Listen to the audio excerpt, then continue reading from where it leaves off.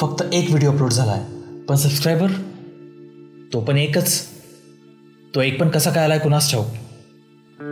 5 दिवस होऊन गेलेत. आत्तापर्यंत दुसरा व्हिडिओ अपलोड व्हायला पाहिजे होता. विचार करून डोक्याचा नुसता भुगा झालाय. आयडियाची कल्पना पण सुचत नाहीये. फक्त दुसरा व्हिडिओ अपलोड करायचा नाहीये, तर त्याची क्वालिटी पण चांगली पाहिजे. आई शपथ.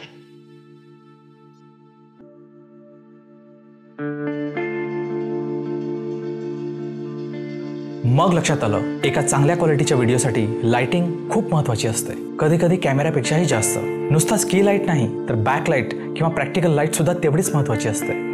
ॲमेझॉनवर एक लाईट पाहिला होता खरा, तसे एखादी वस्तू आवडली तर ती घ्यायला पण अजिबात पुढे मागे पाहत नाही. पैसा असो वा नसो, EMI आहे ना, मग काय, दाबलं प्लेस ऑर्डरचं बटन आणि आता सुरू झाली खरी वाट. अहो म्हणजे जेव्हा तुम्ही एखाद्या गोष्टीची आतुरतेने वाट पाहता ना, तेव्हा घड्याळाचा काटा पण स्लो मोशनमध्ये जातो. आणि ह्या वेळेस त्या घड्याळाचा काटा स्लो मोशनमध्ये पण बफर होत होता. शेवटी एक दिवस तो डिंगडॉंग झाला आणि आमचं पॅकेज आलं. आणि वाह, तो लाईट एकाच वेळी थोडं दिव्य आणि थोडं फिल्मी. हाच का तो? तर हा आहे एक छोटासा लाईट, ज्याच्यामध्ये ह्यू कॅपेबिलिटी आहे 0 to 360 डिग्री, म्हणजे अमर्याद रंग, इन्फायनाईट व्हेरिएशन्स ऑफ कलर. आणि याचे CRI म्हणजे कलर रेंडरिंग इंडेक्स, म्हणजे how accurately a light source displays a colour compared to natural sunlight, म्हणजे कलर ॲक्युरसी. ही CRI व्हॅल्यू जेवढी जास्त तेवढी कलर ॲक्युरसी जास्त. याची CRI व्हॅल्यू आहे 98+, म्हणजे खूप चांगली. 6400 mAhची बॅटरी, जी देते 90 मिनिटाची बॅटरी लाईफ, ती पण 100% ब्राईटनेस सेटिंगवरती, म्हणजे काटकसर करायची गरज नाही. 17पेक्षा जास्त प्रिसेट्स मोड, ज्याच्यामध्ये candle light, modelling light, TV, fireworks याच्यासारखे इफेक्ट याच्यामध्ये डिस्प्ले होतात, म्हणजे क्रिएटिव्हिटी अगदी ढगात.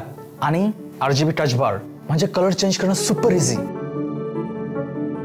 याचा रंग एकदम पटकन बदलतो, जसा बायकोचा मूड. हँड हेल्ड तर आहेच, पण मॅग्नेटिक पण कुठेही अटॅच होऊ शकतो. शिवाय याच्यासोबत येतं ग्रिड, ज्याच्याने लाईट पसरत नाही. आणि बार्न डोअर्स विथ पिओटेबल हँडल, ज्याने लाईटला हवी ती दिशा देता येते.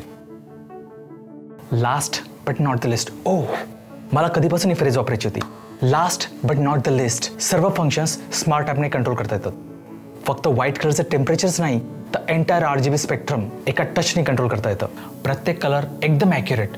शिवाय स्लायडर वापरून आपण याची इंटेन्सिटी आणि ब्राईटनेस कमी जास्त करू शकतो. याच्या कलर क्वालिटीमध्ये प्रत्येक फ्रेम एकदम रापचिक दिसते.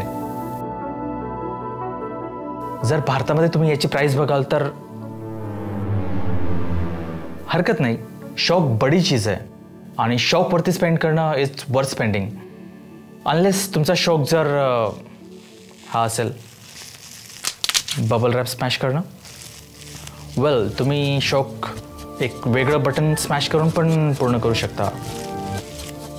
सबस्क्राईबर आणि लाईकचं बटन हो.